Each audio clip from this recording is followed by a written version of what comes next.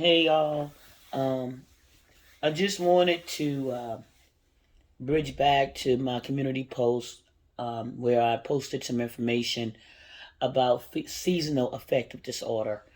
I posted that information because I wanted people to be aware of this disorder because this time of year you may know somebody or have heard of seasonal affective disorder. Some people call it the winter blues or this seasonal depression. And I want to provide this information just so people can be informed, right?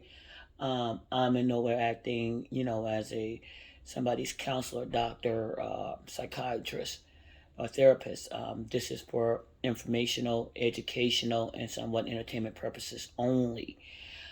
To be aware of this disorder. So sometimes we come in contact with people that we know that always okay, they're good during winter, no problem. All of a sudden, you may notice that this person, especially around the fall and it's get later into winter, may be a little less active in a sense. They may uh, not wanting to do the things they used to do during the summer months or springtime. You notice probably eating more, not engaged, not socializing, uh, down, hopeless. Um, Probably you see signs of depression, right? Some of the things you may recognize as depression, but you don't know why this time of year, why fall, why when the time's changing like this next week, it's going to be getting darker earlier. And so you may notice a change in the person's behavior. Um, so this information is just to make people aware that there is a diagnosis. There's a disorder that sometimes diagnosed along with major depressive disorder or other forms of depression, some mild, some major. Um, but it's called seasonal affective disorder. As again, some people call it the winter blues or seasonal depression. I hope you guys will look into to read the article.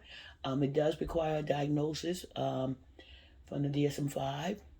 They'll tell you the criteria so if anybody's interested. Um, but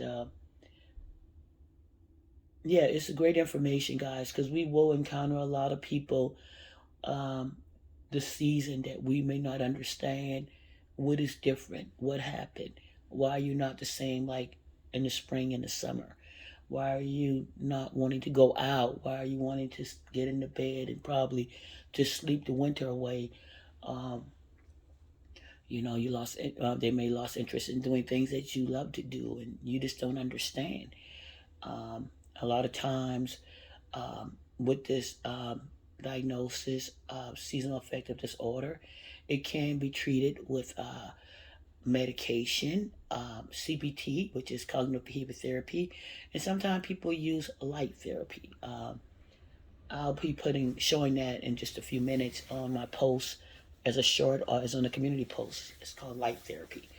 Um, so there's a lot of ways it can be treated. Uh, I would ask anybody, please, please, please, if you find yourself or you know somebody, you can ask them to, talk with them, ask them to speak with somebody, their doctor, their psychiatrist, uh, their therapist, counselor, um, a trusted friend to see if they can get any further help.